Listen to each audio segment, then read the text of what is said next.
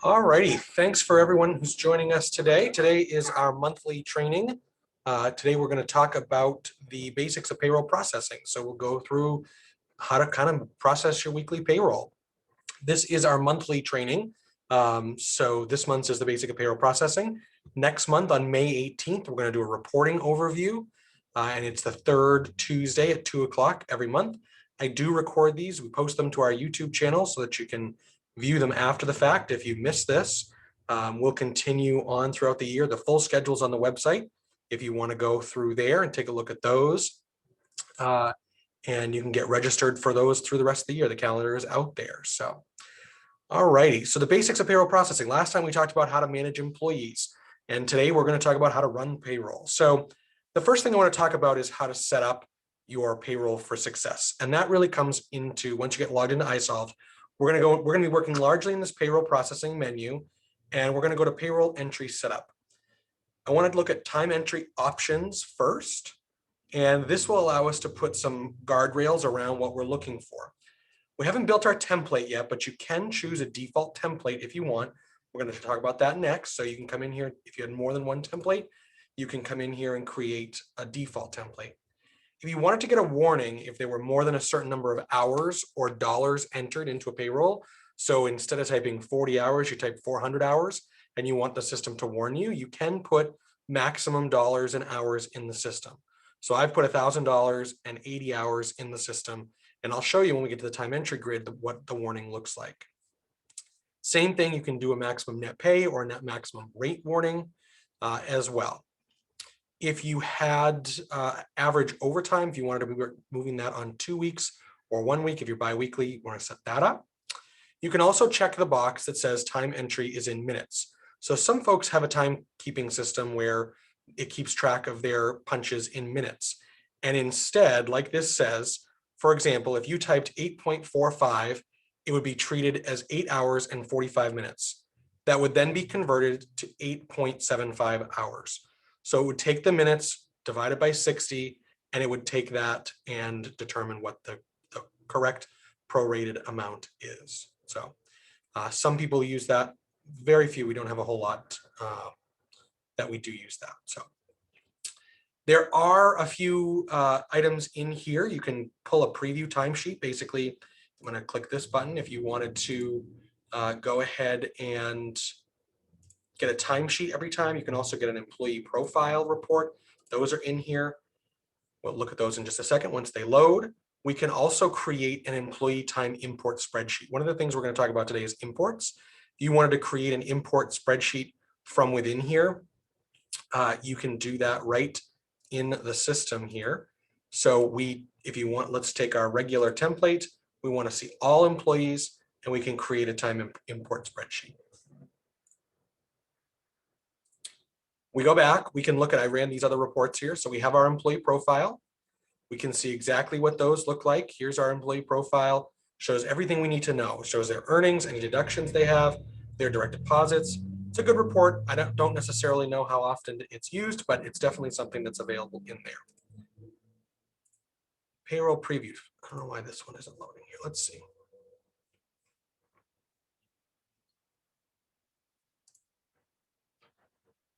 We did get our time entry spreadsheet. Let's see what this looks like. So here's your timesheet preview. So if you wanted to, you could print this spreadsheet off and send it in to us rather than doing the data entry yourself. That's an option as well. And lastly, I'll show you the Excel spreadsheet that we just created, the create employee time import spreadsheet. So let's see here. Let me share this.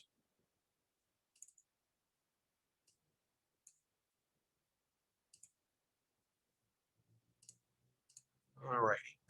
So this gets you a spreadsheet of all of your employees, and similar to the time entry grid, but it allows you to come in here and enter hours just as you would in any other spreadsheet. Some people like to use the spreadsheet rather than doing the time entry grid. You can download this, or we can send this to you with every payroll, and then you can send it back to us and we would import it. And again, we're going to go over imports in just a second. So I'm going to go through and just fill some of this stuff in.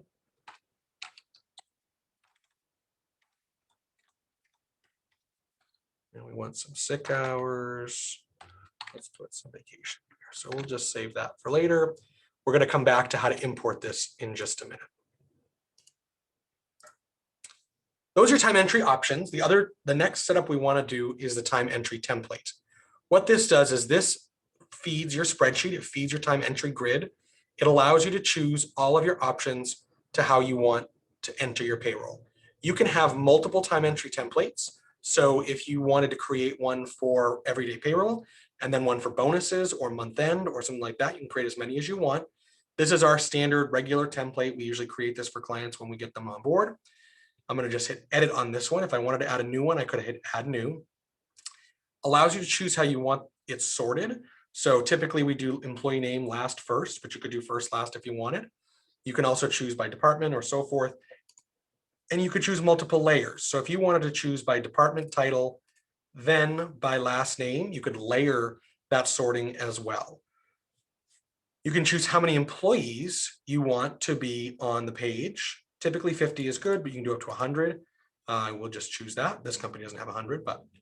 And you can also show to override workers' comp, which we're not going to talk about today, but you can use that option. I'm going to save that. Then I'm going to go to my earnings and memo calcs tab. So earnings are just like they sound. They're earnings, wages that are being paid. Memo calculations are similar to what they sound like. They're memos that go on the check. They're unpaid earnings. So think things like the company match of a retirement or of any other benefit plan. Those are the most common memo calculations. They don't pay out, but they go on the check so the employee can see exactly what they want. Typically, we don't do a memo calc of any kind in the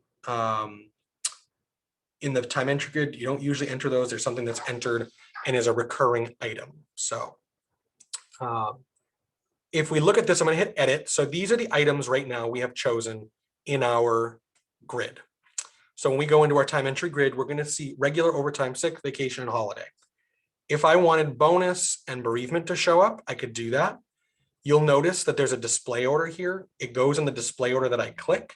So I click bonus first and then bereavement. So across the top of the column, it's going to go 1, 2, 3, 4, 5, 6, 7.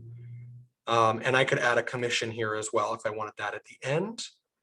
If I wanted to reorganize these, I can certainly do that by entering the numbers in here. So say I wanted this to go to the end. Let's work our way backwards.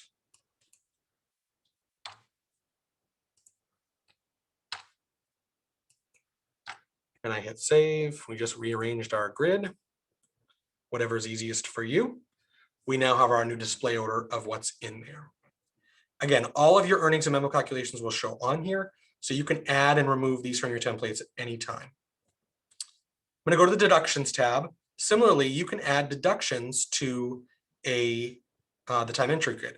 The most common one I would say is like a loan repayment. So you can add that into the time entry grid. So if someone borrows money from you, we're going to pay you 40 hours, and then we're going to take back, $100 or whatever you may have given them for a loan. That's the most common one, but you could put any of the other deductions in there as well. And of course, hit save. Tax categories are in here. We don't generally advise that you put tax categories in your time entry grid for many reasons. One, so you don't accidentally put something in there and screw somebody's taxes up. But two, you generally don't need them. You don't need to worry about them. The system does the tax calculations for you. So once we've gone through, we've put all of our time entry options together. We save that again. And I'm going to go to the payroll entries and then time entry grid. And here is our regular template. Because we had chosen week numbers on there, those are going to show up there. We do have departments turned on for this company. And you can also see, because we have this sorted by department first and then last name, that's why it's sorting how it's sorting. So this person doesn't have any departments apparently, but these folks do, and that's how it's sorting. We very rarely see a sort like that. Typically, we're seeing a sort by last name only. So just for simplicity's sake, I'm going to go back to time entry templates. I'm going to change this to last name first. I'm going to get rid of that other sort and hit save. I'm also going to remove that week option because it's not something that's often used, and it's definitely something that's a little more cumbersome. So when we come in here, we have our time entry grid. pretty straightforward. It's just like your spreadsheet. You can come in here and start entering hours however you'd like.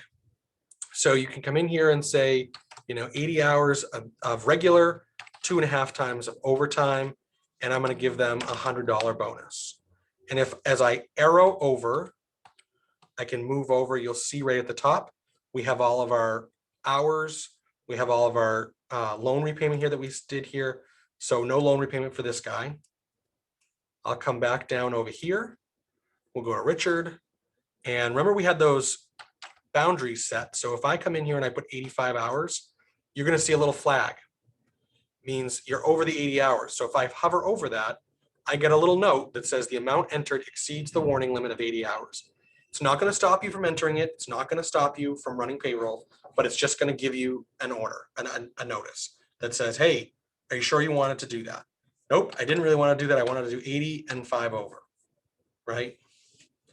And I can arrow through these. I can click through these, whatever's easiest for me. You can tab through all that fun stuff. You can do that. So we'll go 45 hours and we're going to tab through, and we've got this one we're going to put a loan on of 150 bucks. This guy took a loan. We've come to a salary employee. You can see all of your salary amounts here in the grid. We've come to a salary amount. You do not need to enter any hours for salaried employees. So if they are salary, you do not have to enter them. You can choose to block the salary if they didn't work that week, for example, and you can also choose to prorate the salary. Keep in mind overtime laws, salary laws, if you are going to prorate salaries, but you can do it. So if I entered 72 hours, it's going to take his salary, $28.84, divide it by 80 and multiply it by 72 and prorate his salary. Okay. So just keep that in mind. You can do it, but just something to think about. Typically, you would not enter anything for salary employees.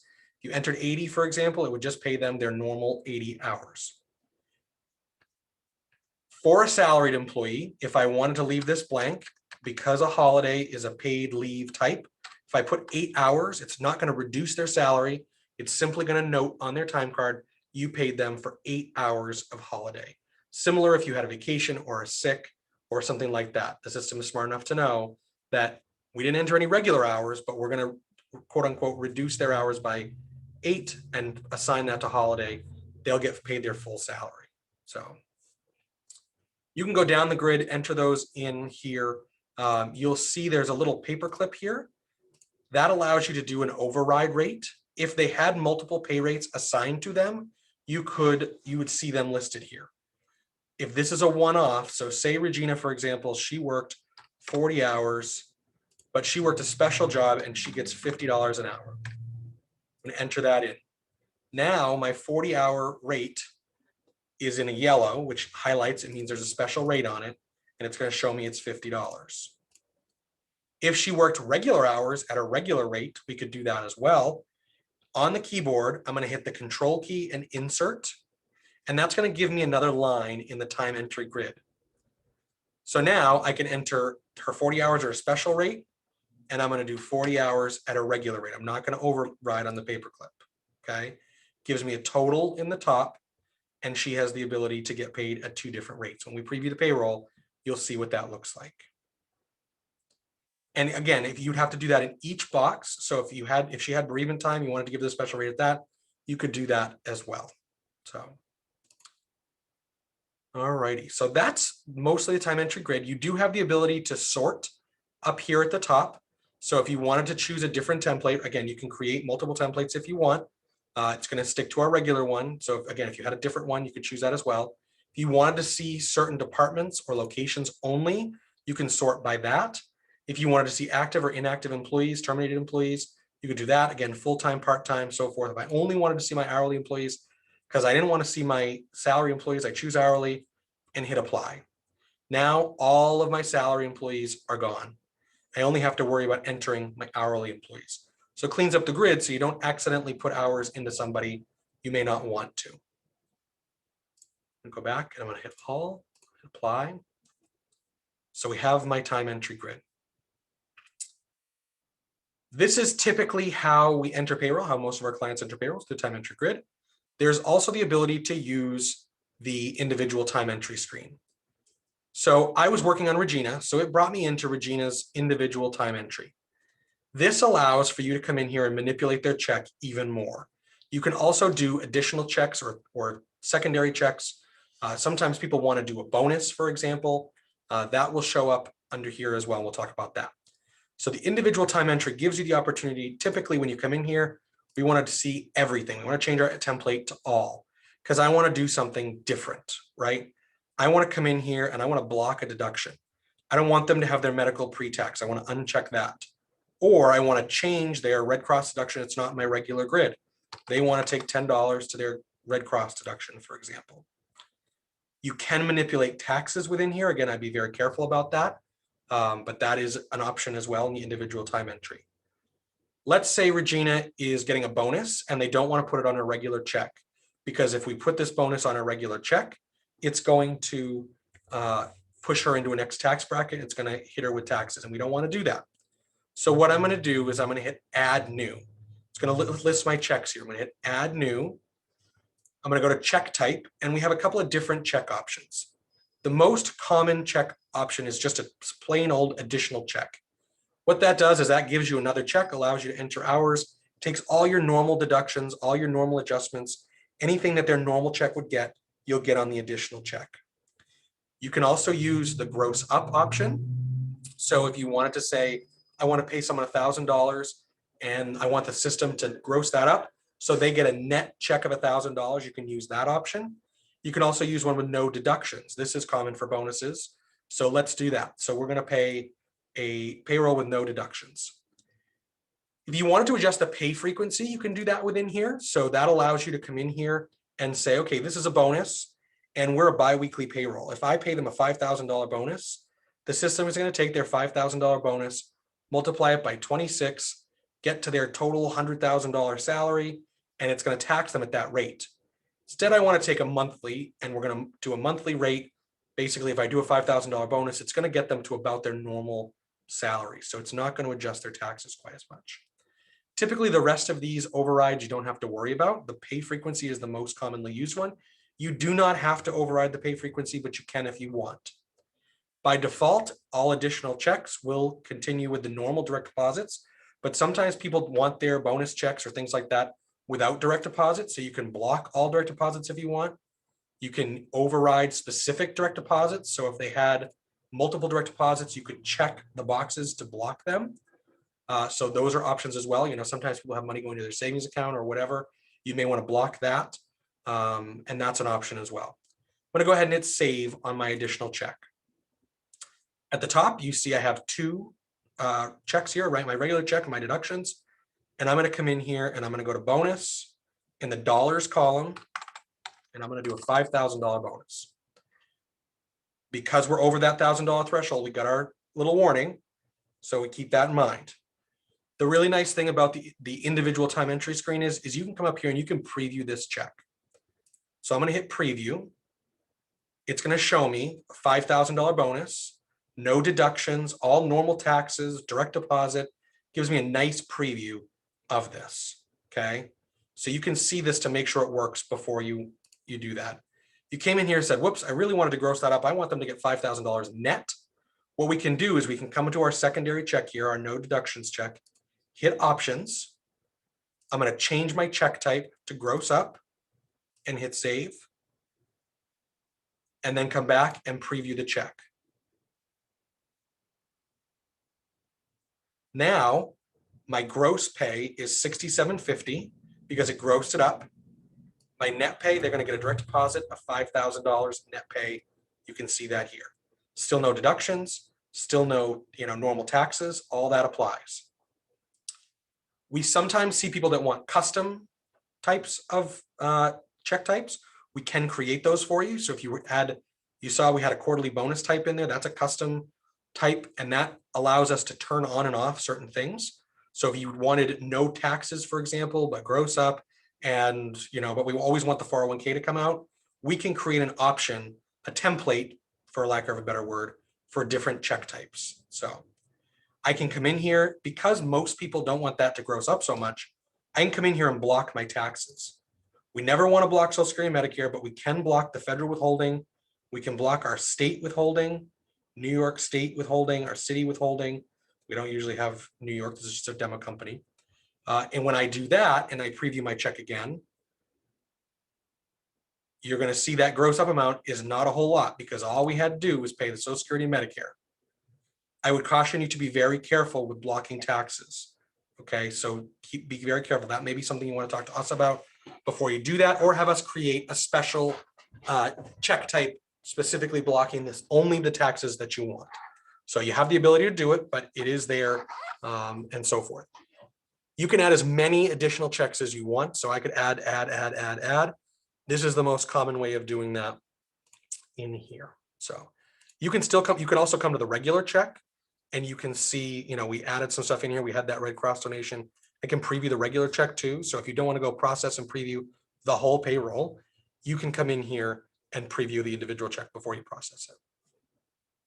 So that is individual time entry. So time entry grid, individual time entry, that's where most of our checks are brought into. So that's where people are bringing them in mostly and entering hours. We're going to skip over third-party checks. We're going to talk about time entry totals. In here, you can come put your totals for what you wanted in here, and this will help you determine if your totals match. Unfortunately, on the time entry grid screen, the totals do not list. So, you know, usually you might expect there to be a total at the bottom.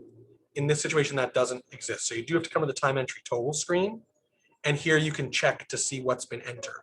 So we have our regular hours, for example, we entered 285 hours. So if you're doing data entry off a report, for example, you can enter those in and make sure that the hours are in there. If you wanted to enter your control totals in there, if we were expecting you to have 325 hours, it's going to tell you you're 40 hours off. So whoops, we forgot to enter somebody in. Let's go back and figure that out. Okay. Anything that's entered will show. You can see exactly what those are. You can enter the totals in here and keep track of them. This is a really nice screen as well. So we talked about importing. So if you do have a timekeeping system that you want to import things from, you can import things into the grid here. So I have our spreadsheet that we exported earlier, and I'm going to come in here. Let's see what I put in here. I'm going to clean out some of these hours. Give me just a second.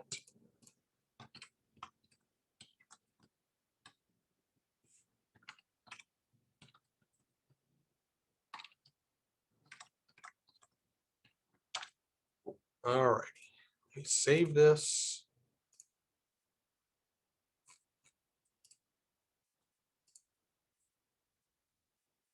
All right, so if I wanted to, I can come import either time cards. So if you have a timekeeping system you want to have an import for, we can certainly work with you on that. I'm going to show you how we import that spreadsheet we just did. So I'm going to come choose time card.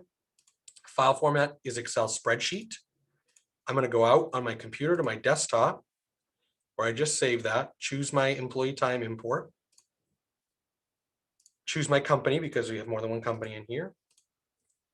And I'm going to hit next. This is going to come import all of the hours that we had on that spreadsheet.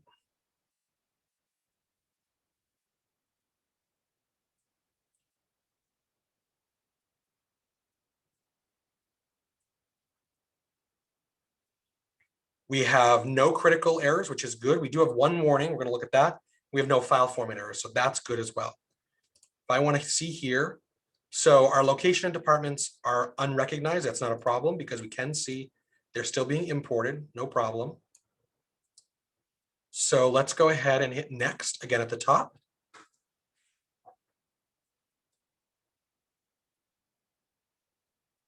And we have 20 records imported. If I go back to my time entry grid, now all the hours for all those employees I just put in here are in there. Remember, we don't want to enter hours in for our salaried employees, so I'm going to just take these out.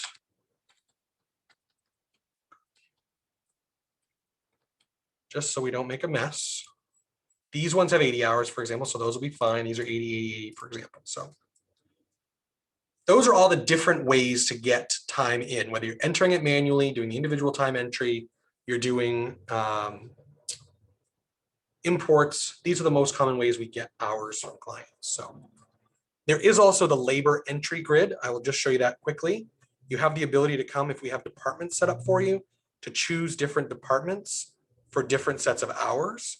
So basically you would have to insert rows like we did before, and you could choose which department they worked in. So if we wanted to say these hours, these 40 hours were in human resources, overrides their default department, we can do that as well. So that's another option. Once we've gone through, we've entered everything in, we want to come down here, we're going to go to process payroll in the navigation.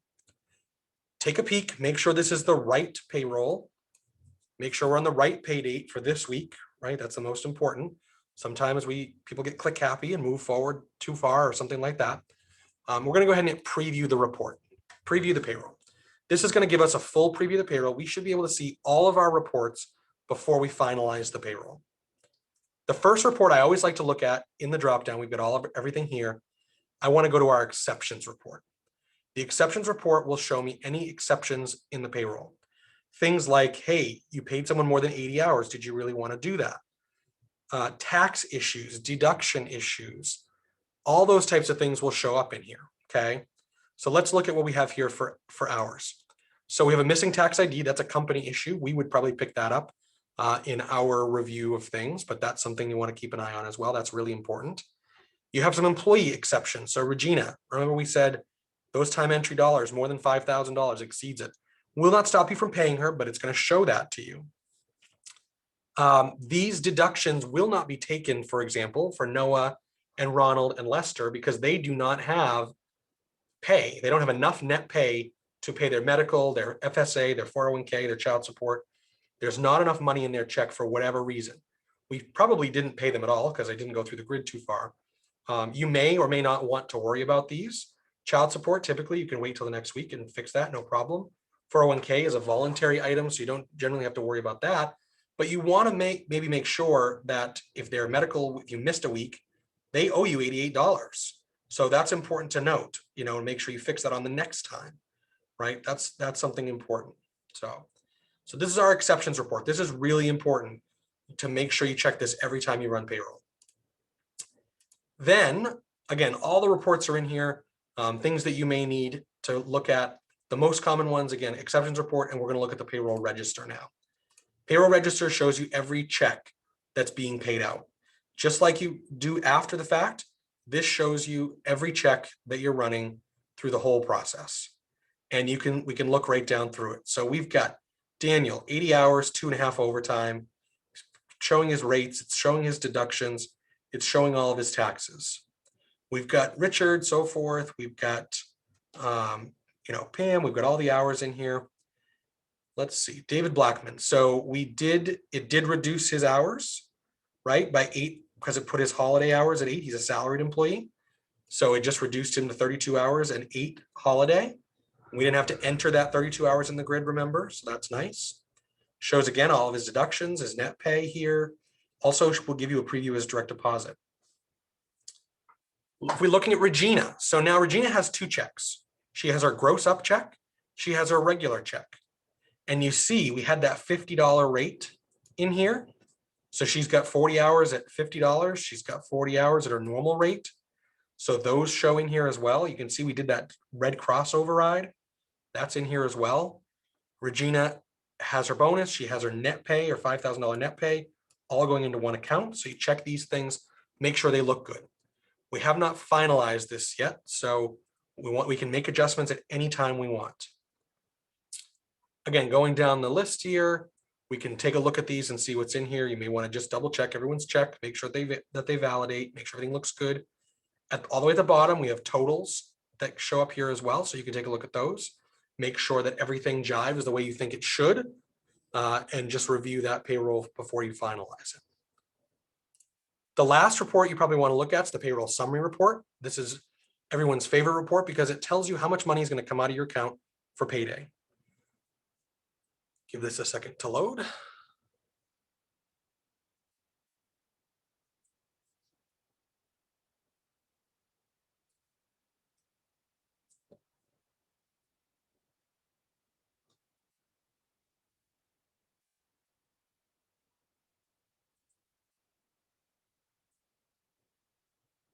All right, so here is their payroll summary.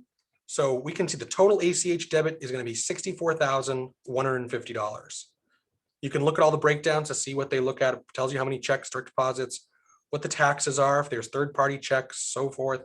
Lots of information here, but the big number that most people want is that $64,150. That's how much is coming out of the bank for payroll.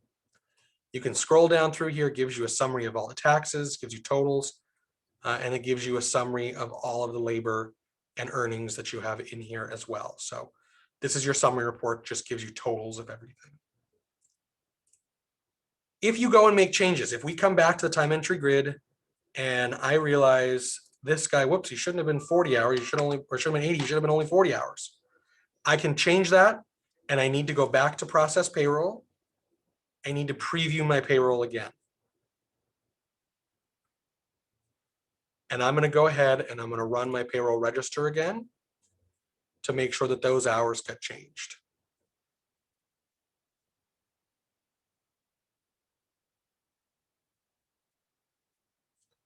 And there he is, 40 hours and 2.5 over. So that changed his hours. If you're happy, you've gone through all your reports, you've verified everything, you feel good, the next step is to hit process payroll. This is going to ask you, yes, it's going to have to ask you to check this box. Say, yes, I have double checked my payroll and I'm sure I want to submit it.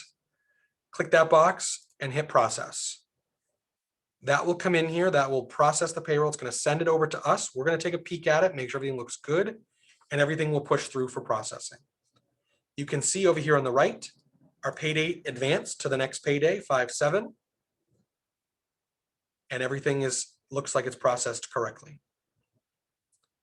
Once you process the payroll, the next stop to most people is the report archive.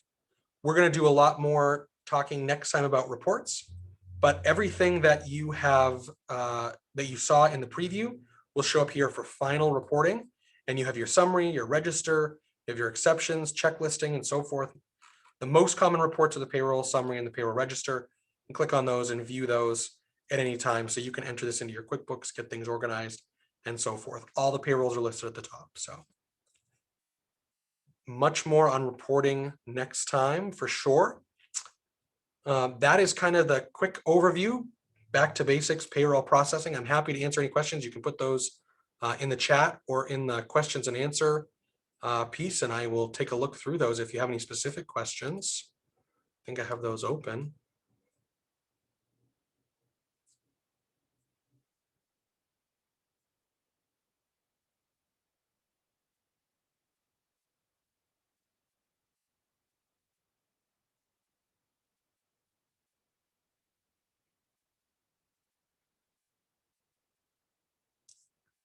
No questions quite yet, but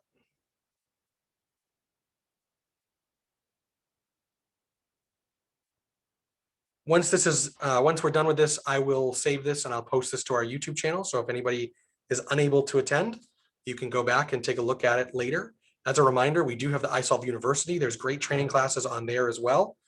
Those are really good. There's really good classes, documentation, and so forth on there for you to view that anytime you want. So those are really good for on-demand training as well. All right, no questions so far. If anybody has any questions after the fact, please feel free to email me, chris@papertrailspayroll.com. I'm happy to answer any questions after the fact. We can get you in touch with your processor, or I can help you or do any specific things you may have questions about. But next month, like I said, reporting May 18th, 2 o'clock. Feel free to go on, get that registered, and we will talk to you all soon. And if you have questions, let me know. Thanks very much. Have a great afternoon.